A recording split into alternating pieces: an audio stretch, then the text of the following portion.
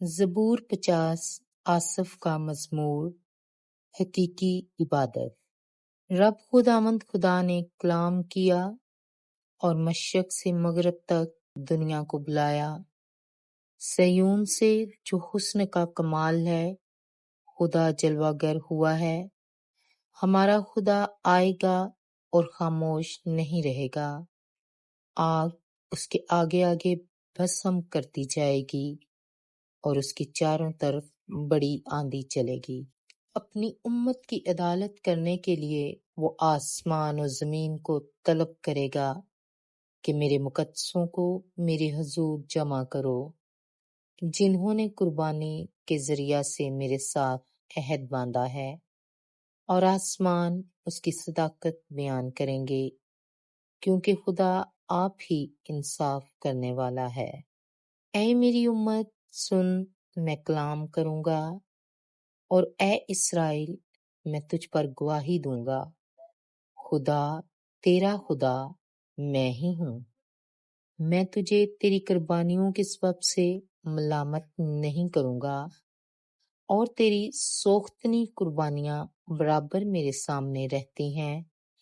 نہ میں تیرے گھر سے بیل لوں گا، نہ تیرے باڑے سے بکرے، کیونکہ جنگل کا ایک ایک جانور اور ہزاروں پہاڑوں کے چوپائے میرے ہی ہیں۔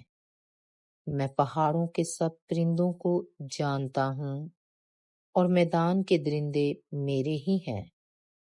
اگر میں بھوکا ہوتا تو تجھ سے نہ کہتا، کیونکہ دنیا اور اس کی معموری میری ہی ہے۔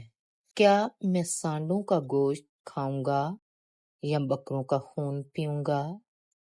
خدا کے لیے شکر گزاری کی قربانی گزران، اور حق تعالیٰ کے لیے اپنی منتیں پوری کر، اور مصیبت کے دن مجھ سے فریاد کر۔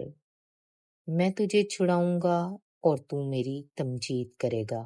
لیکن خدا شریر سے کہتا ہے، تجھے میرے آئین بیان کرنے سے کیا واسطہ، اور تو میرے عہد کو اپنی زبان پر کیوں لاتا ہے، جبکہ تجھے تربیت سے عداوت ہے اور میری باتوں کو پیٹھ پیچھے پھینک دیتا ہے۔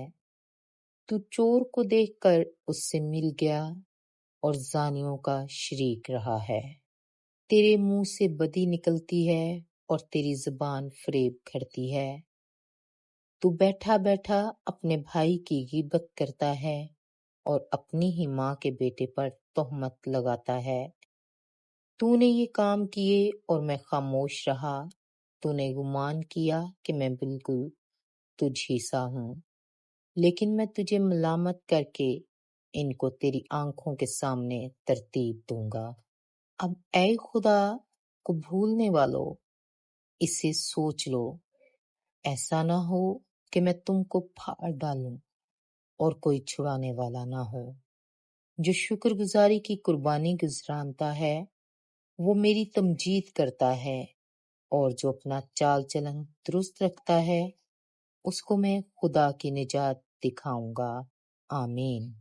Thank you for watching. Like, share, and subscribe.